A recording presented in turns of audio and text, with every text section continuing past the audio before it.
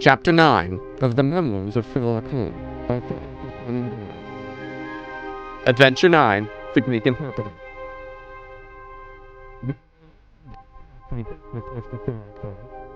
Heard him refer to his relations.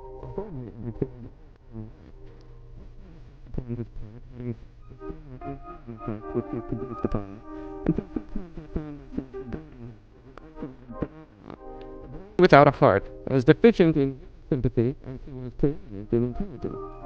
His ability and his disinclination to form were both typical of his reference to his own people.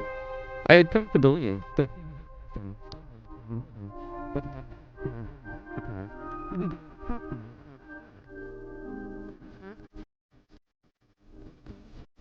reigned in a desultory, spasmodic fashion from both clubs for the causes of the publicity of the equipment. Appetite. Under discussion gift in an individual was due to his ancestry, and how far it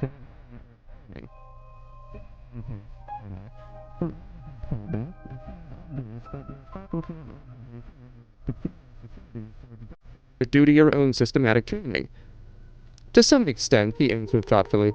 My ancestors were country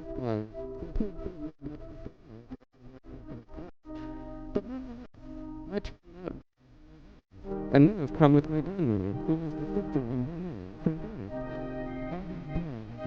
take the strangers to it.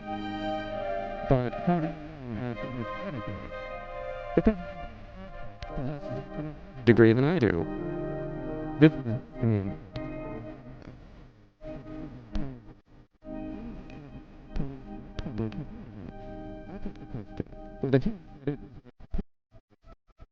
which his brother as his superior. Holmes laughed at my suggestion. My dear Watson, said he, I can agree with rank modesty among the virtues. So, addition, all things should be seen exactly as they are, and to underestimate oneself is as much a departure from to exaggerate one's power.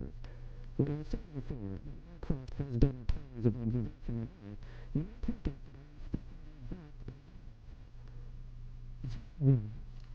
So is my son.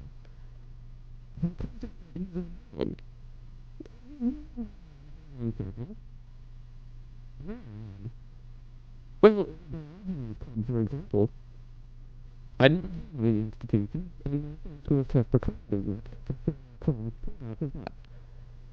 The Diamond Club is the coolest club in London, and Mycroft is the coolest man.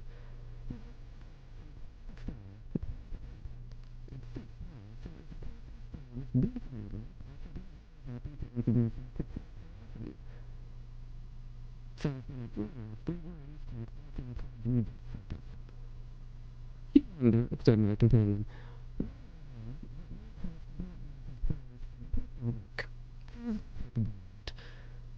But I said that he was my superior in observation and deduction.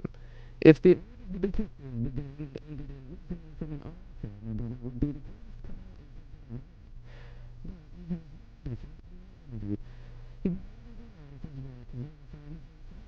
and would rather be considered wrong.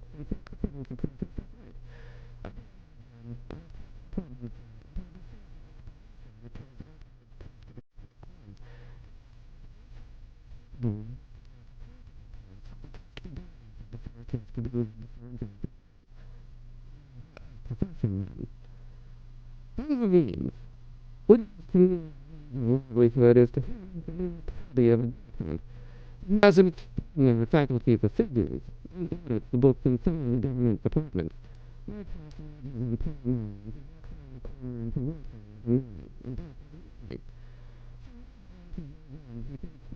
Exercises in the same I can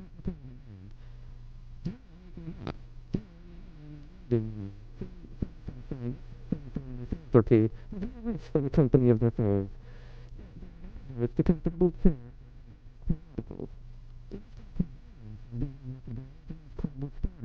And it contains in turn.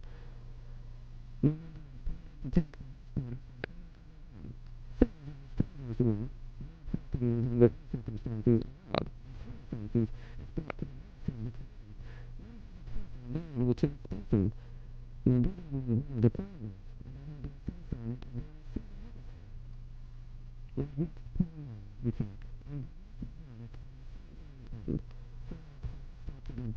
little distance from the Carlton and speed.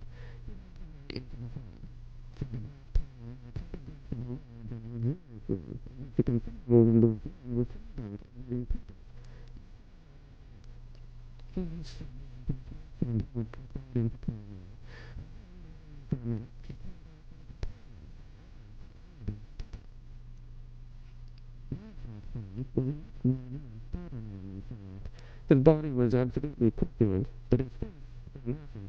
That was something in the sharpness of expression which was so remarkable. His eyes, which is retain that thorough and introspective look.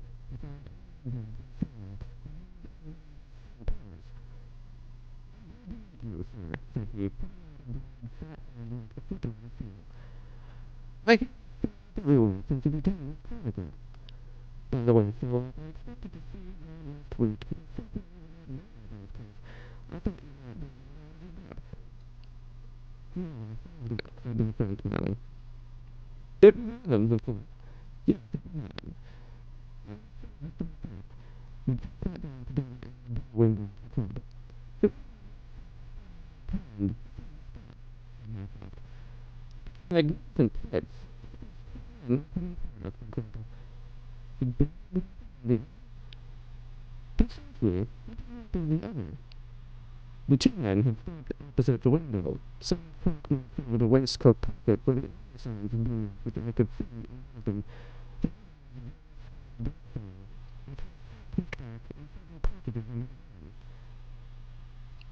So did I perceive, said Sherlock. And very recently discharged, remarked the brother. You see, and it's an officer. Good, thank you, said Sherlock. But with a child. Children, my dear boy, children.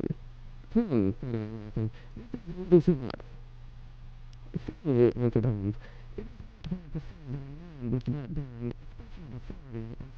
Skin is a soldier, is not even a private. It is not a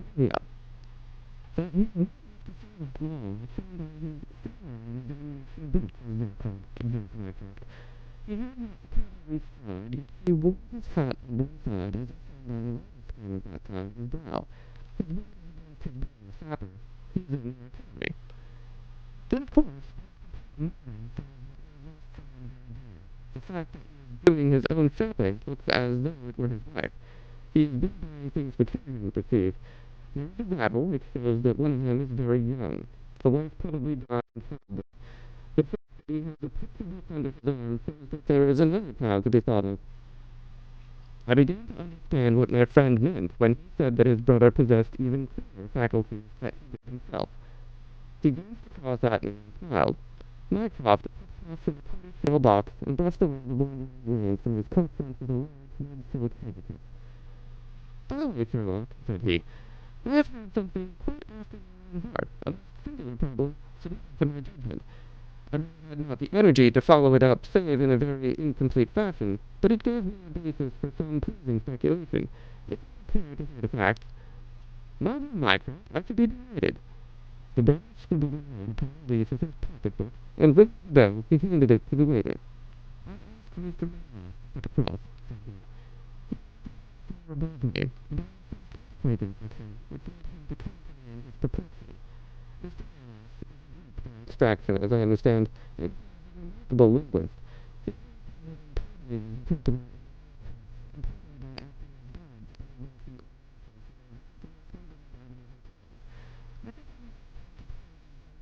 Which didn't happen. We were joined by a short, stout man with an iron face and full black hair, preparing his Italian origin. But his speech was that of an educated Englishman. He shook hands easily with Sherlock Holmes, and his dark eyes sparkled with pleasure when he understood that the specialist was anxious to get his story. I do not believe that the police clerk may... I do not, said Just because the but I know that I shall never be easy in my mind until I know what has become of my said Sherlock Holmes. This is Wednesday evening, said Mr. Mills. Well, then it will be night.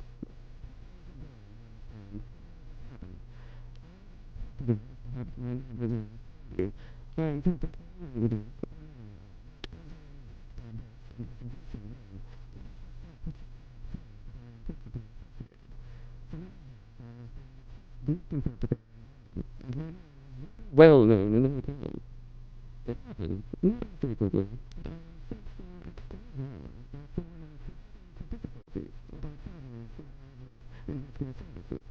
I'm not surprised, therefore, at when I'm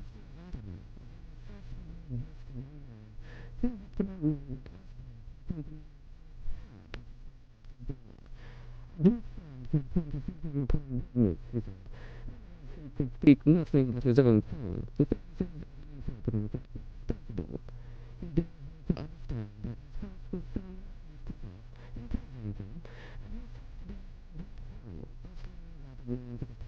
the descended but I say to the cab, but I said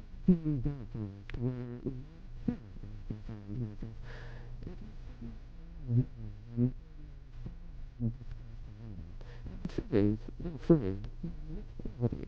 Mr. Adam is himself opposite to me, and I discussed the value. He had come out upon Oxford Street, and I did some remark as to this being a roundabout way to Kensington.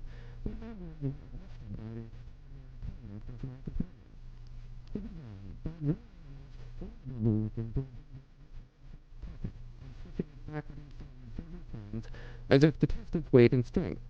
Then he placed it without a word upon the seat beside him. Having done this, he drew up the windows on each side, and I found to my astonishment that they were covered with paper so as to be easily to them. I am sorry to cut off your view, Mr. Mayor, said he. The fact is that I have no intention that you should see what the place is to it might possibly be inconvenient to me if you could find your way there again. As you can imagine, I was really taken aback by such an address. My companion was a powerful blonde-shouldered young fellow, and apart from the weapons,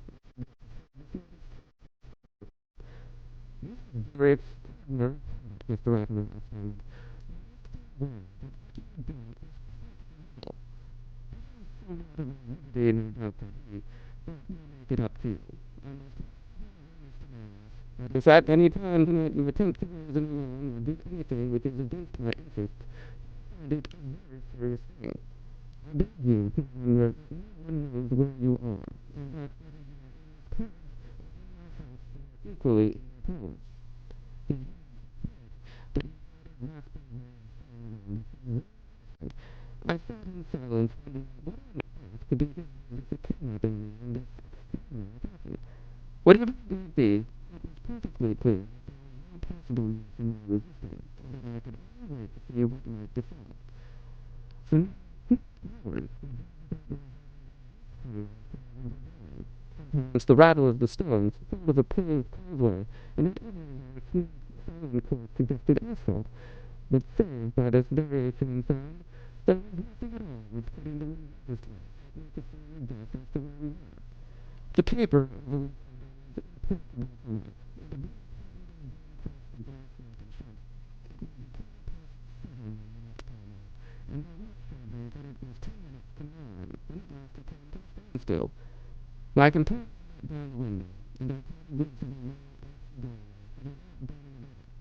I was hardly afraid that it would open, and I found myself inside the house, with the impression of a lawn and trees on each side of me as I entered. Whether these were private doors, however, or bona fide country was more than I could possibly venture to say. There was a gas lamp inside, which was turned slowly, and I could see little things that the hole was of some size and private technique. In daylight, I could make out that the person who had opened the door was tall, narrow-faced man with red hair. As he came toward me, the glint of the light showed me that he was wearing glasses. Is this Mr. Miles, Harold, said he. Yes. Well done, well done. No, it will, Mr. Miles, I hope. But we could not get on without you. If you at it. But if you try and fit, God help you. He spoke in a nervous, baby fashion.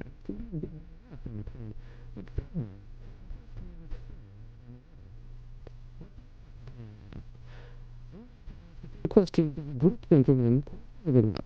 And then I tried the answer. But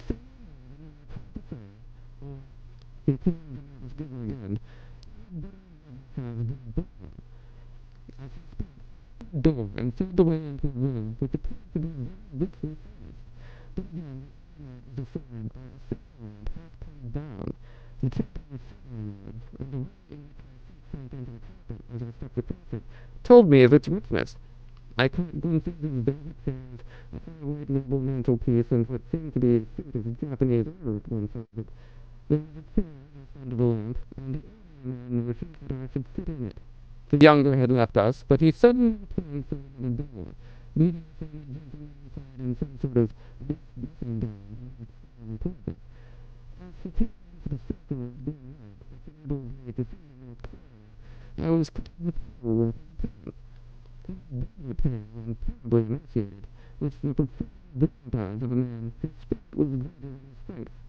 But what shocked me more than any signs of physical weakness was that his face was perfectly crisscrossed with sticking plaster, and that one large part of it was fastened over his mouth. Hadn't this let Harold, cried the older man, as this strange being fell rather than sat down into a chair. Understand this? Now then give him the pencil. You are to ask the questions, Mr. Miles, and he will write the answers. Ask him first of all whether he is prepared to sign the papers. The man's eyes flashed fire. Never, he wrote in big upon the slate. And this I asked at the bidding of our parent.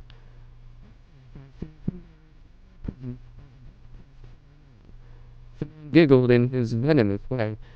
You then, I can answer for myself. These are samples of the questions and answers which made up our strange, half-spoken, half-written conversation. Again and again, I had to ask him whether he would give in and sign the documents. Again and again, I had the same indignant reply. But soon a happy thought came to me. I took to adding little sentences of my own to each question, innocent ones at first, to test whether either of our companions knew anything of the matter, and then, as I found that they showed no signs, I tried a more dangerous game. Our conversation ran something like this. You could be by this obstinacy. I cannot. I am a stranger in London.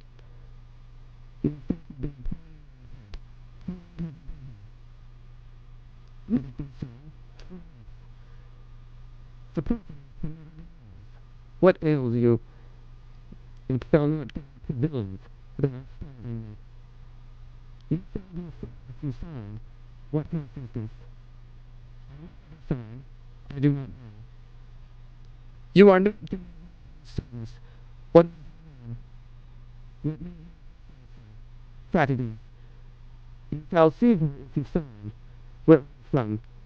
Then I shall never see her. Athens. Another 5 minutes, Mr. Holmes, and I should have worked out the whole story in my very own. My very next question might have cleared the matter up, but at that instant the door opened, and a woman stepped into the room. I could not see her clearly enough to know more than that she was tall and graceful, with black hair, and clad in some sort of military gown. Harold, she speaking English with a broken accent, I could not stay away longer. It is so lonely out there with only, oh God, it is Paul. These last words were in Greek, and at the same instant the man with a convulsive effort pulled the plaster from his lips, and screaming out, Sophie, Sophie, rushed into the woman's arms. Their embrace was different instant, however, for the younger man seized the woman and pushed her out of the room, while the power was absolutely missing, and dragged and I sprang to my feet with some vague idea, downright in some ways, to return to what this house was, in which I found myself. Fortunately, however, I took no steps, for looking up I saw that the elder man was standing in the doorway with his eyes fixed upon me. That will do, Mr. Miles, said he. You perceive that people want to have confidence over some very private business. has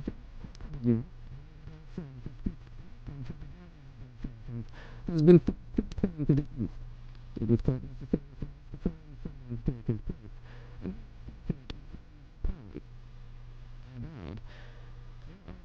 was very clear that he walking up to me, but that will be a sufficient fee. But tapping in and giggling. What? Well, maybe I cannot tell you the loathing and horror with which this insignificant-looking man inspired me. I could see him better now as the lamplight shone upon him. His features were pale and sorrow, and his little pointed beard was pretty. He pushed his face forward as he spoke, and his lips and eyelids were continually twitching like a man. I could not help thinking that his strange, patchy little laugh was also a symptom of some nervous malady. The terror of his face lay in his eyes, however, steel gray and glistening coldly, with a we say if you speak of this city, there is information. Now you find the carriage waiting, and my friend will see you. I was hurried to the phone, and it came there fully down. Mr. Vladimir followed the postman right here, and took his place opposite to me without a word. In silence, for an interminable distance, with the windows there, then he gazed his left hand, the carriage pulled up. You Mr. Ross, said my companion, I'm sorry to leave you so far from your house, but there is no alternative. Any attempt upon your part to follow the carriage can only end in injury to yourself. He opened the door as he spoke, and I had time to spring out when the police and the carriage moved away. I looked around. I was on some sort of a filthy Conan with dark clothes and bushes. Somewhere stretched a line of houses with a light going out the windows. On the other side I saw the red signal lamps of the railway. The carriage which had brought me was already out of sight. I stood gazing round and wondering where on earth I might be, when I saw someone coming toward me in the darkness. As he came up to me, I made out that he was a railway porter. Can you tell me what this place is? I asked. Walmsley Common, said he. Think it's train into town? If you find a mile or so to Clapham Junction, said he, you'll just be in time for the last to Victoria. So that was the end of my adventure, Mr. Holmes. I do not know where I was, or whom I spoke with, nor anything save what I have told you. But I know that there is foul play going on, and I want to help that unhappy man if I can. I told the whole story to Mr. Mycroft Holmes next morning, and subsequently to the police. We all sat in silence for some little time after listening to this extraordinary narrative. Then Sherlock looked across at his brother. Any steps? He asked. Mycroft picked up the Daily News, which was lying on the side table. Anybody supplying any information to the whereabouts of a good gentleman named Paul Saturday, he asked, who is able to speak English will be rewarded. A similar reward paid to anyone getting information about a Greek lady whose first name is Sophie at 2473. That was the Dailies. No answer. How about the booth legation? I inquired. They know nothing. A wire to the head of the Athens policeman. Sherlock has all the envy of the family, said Mycroft, turning to me. You take the place up by me. Certainly, answered my friend, rising from his chair. I'll let you know, and Mr. Mills also. In the Mr. Mills, I should certainly be on your door. For of course, you must know to these advertisements that you have to trade them. As we walked home together, Holmes stopped at a telegraph office and sent off several wires. You see what, he remarked, I am very interested. Some of my most interesting cases have come to me in this way from Mycroft. The problem which we have just listened to, although I can admit of but one explanation, is confusing. You have hopes of solving it. Well, not as much as we do. It will be simpler indeed if we fail to discover the rest. You must yourself have found some theory which will explain the facts to its solution. In a vague way, yes. What was your idea, then? It seemed to me to be obvious that this Greek girl had been paid off by the young Englishman named Harry Vladimir.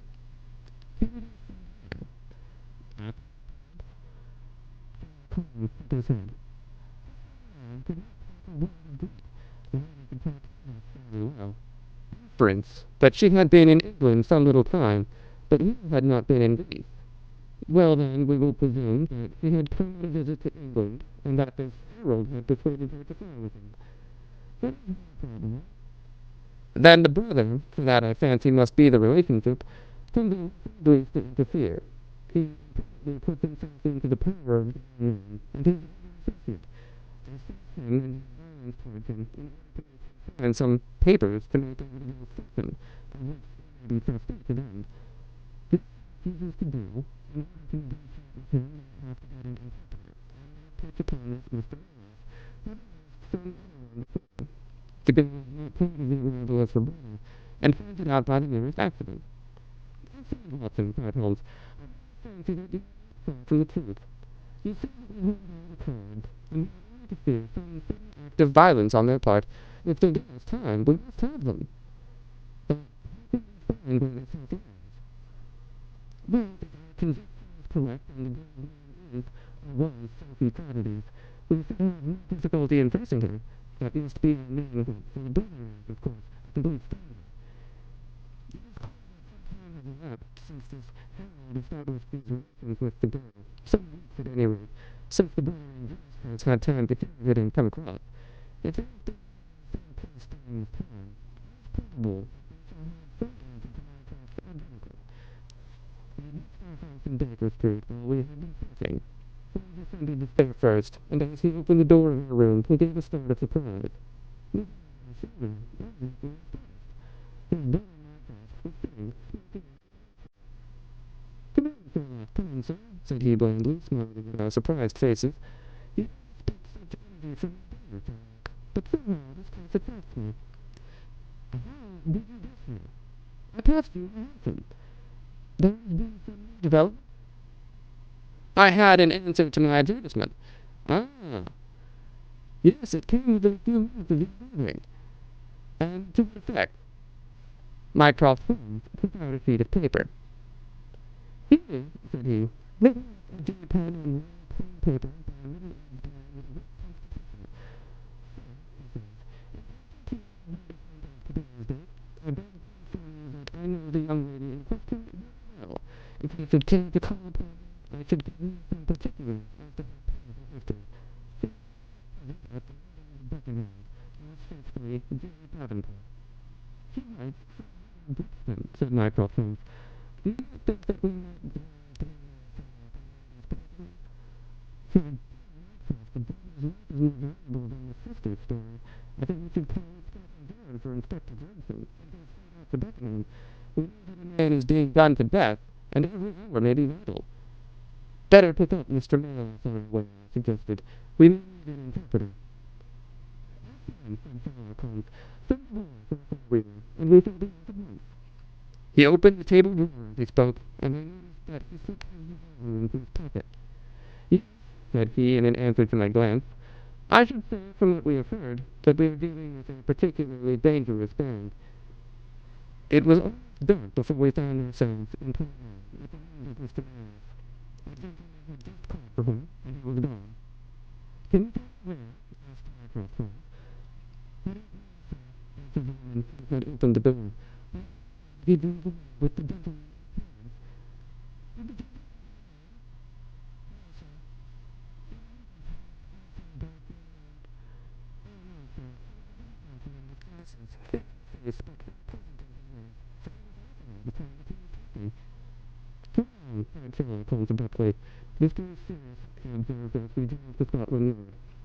"These men have got hold of Memoirs again. He is a man of no physical courage, as they are well aware from their experience here.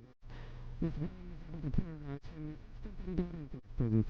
No doubt they want his professional services, but having used him they may be inclined to punish him for what they regard as his treachery. Our hope was that by taking trains we might get to Beckenham as soon or sooner than carriage. On reaching Scotland Yard, however, it was more than an hour before we could get Inspector Jensen and comply with the legal formalities which would enable us to enter the house. It was a quarter to 10 before we reached London Bridge, and half past before the four of us alighted on the Beckenham platform. A drive of half a mile brought us to the middle, a large white house, standing back from the road in its own grounds. Here we dismissed our cab, and made our way up the drive together. Inspector. "The house seems deserted." "Our birds are flying and empty," said Holmes. "Why do you say so?" "A carriage heavily loaded with luggage has passed out during the last hour." The inspector laughed. "I saw the wheel tracks in the light of the gate lamp, but where does the luggage come in?" "You may have observed the same wheel tracks going the other way, but the outward bound ones were very much deeper, so much so that we can say for certainty that there was a very considerable weight on the carriage." "You put a trifle beyond me there," said the inspector, shrugging his shoulders. "It may not be an easy door to force, but we will try if we can't make someone hear." He hurried round at the knocker and pulled at the bell, but without any success. Holmes had slipped away, but he came back in a few minutes. "I have a window open," said he. "It is a mercy that you are on the side of the force and not against it, Mr. Holmes," remarked the inspector, as he read the clever way in which his friend had said. "Well, I think that under circumstances we may enter without an invitation." One after the other we made our way into a large apartment, which was evidently that in which Mr. Meadows had found himself. The inspector had lit his lantern, and by its light we could see the two doors, the curtain, the lamp, and the suit of Japanese men as he had described them. On the table lay two glasses, an empty brandy bottle, and one. "What is that?" asked Holmes suddenly. We all stared and listened. A low moaning sound was coming from somewhere over our heads. Holmes rushed to the door and out into the hall. The big noise came from upstairs. He dashed up, the inspector and I at his heels, while his brother Mycroft followed as quickly as his great bulk would permit. Four doors first up upon the second floor, and it was from the central of these that the sinister sounds were issuing, sinking sometimes into a dull murmur, and rising again into a full whine. It was locked, but the key had been left on the outside. Holmes threw open the door and rushed in, but he was out of the moment and put his hand to his throat. "It's dreadful," he cried. "Do try it, please." Then we could see that the only light in the room came from a dull blue flame which flickered from a small black tripod in the center. It upon the floor, while on the shadows beyond we saw the dazzling two figures, crouched against the wall. From the open door there reeked the horrible poisonous exhalation which set us both doing coughing. Holmes rushed to the top of the stairs to draw in the fresh air, and then, dashing into the room, he threw up the window and hauled the blazing tripod out into the garden. "We can listen?" he gasped, darting out again. "Where's the candle? I doubt if we could strike a match in that atmosphere." Holmes lighted the door, and he said, "Come out, Mycroft, now." With a rush, we got to the pointed men and dragged them out into the well-lit hall. Both of them were brilliant and irrepressible, with small, suggestive faces and provoking eyes. Indeed, very stony blue features, that save for his black beard and stout figure, the interpreter who had parted from us only a few hours before at the Diogenes Club. His hands and feet were securely strapped together, and he bore over one eye the marks of a violent blow. The other, who was secured in a similar fashion, was a tall man in the last stage of emaciation, with several strips of sticking plaster arranged in a grotesque pattern over his face. He had ceased to moan as we laid him down, and the glance showed me that for him, at least, our aid had come too late. Mr. Prowess, however, still lived, and in less than an hour, with the aid of ammonia and brandy, I had the satisfaction of seeing him open his eyes, and of knowing that my aunt had brought him back from that dark alley in which all passed through. It was a story which he had to tell, and one which did but confirm our own deductions. His visitor, the man named, had really left the house in his sleeve, and had so impressed him with the fear of instant and inevitable death that he had kidnapped him for the second time. It was almost mesmeric, the effect which this deadly ruffian had produced upon the unfortunate novelist, for he could not speak of him save with trembling hands and a bruised cheek. He had been taken swiftly to Beckenham, and had acted as interpreter in a second interview, even more dramatic than the first, in which the two Englishmen had menaced their prisoner with instant death if he did not comply with their demands. Finally, finding them proof against every threat, they had hurried him back into his prison, and after reproaching their master of treachery, which appeared from the newspaper advertisement, they had stunned him with a blow from a stick and thrown him down the wall until he told us from the other. And this was the singular case of the Grecian interpreter, the explanation of which is still involved in some mystery. We were able to find out by communicating with the gentleman who had answered the advertisement that the unfortunate young lady came of a wealthy Grecian family, and that she had been one of his friends in England. Later, he had met a young man named Latimer, who had acquired a ascendancy over him, and had eventually persuaded her to fly with him. His friends, first at the event, had contented themselves with informing his brother, Arthur, and had then washed their hands of the matter. The brother on his arrival in England had instantly placed himself in the power of Latimer, and of his associate, whose name was Wilson Kemp, a man of the foulest antecedents. Finding that he was helpless in their hands, had kept him a prisoner, and had endeavored by cruelty and starvation to make him free and his sister's property. They had kept him in the house without the day's knowledge, and the plaster on his face had been for the purpose of making recognition difficult, in case he should attack a newspaper. His feminine perception, however, had instantly seen through the disguise, and on the occasion of the interpreter's visit, he had seen him for the first time. The poor girl, however, was herself a prisoner, for there was no one about the house except the man who acted as coachman, and his wife was the forward of the conspirators. Finding that their secret was out, and that their prisoner was not to be coerced, the chamberlain with the girl had fled away at a few hours' notice from the furnished house which they had hired, having first, as they thought, taken vengeance both upon the man who had defied and the one who had betrayed them. Once afterwards, a curious newspaper cutting reached us from Belfast. It showed how listening.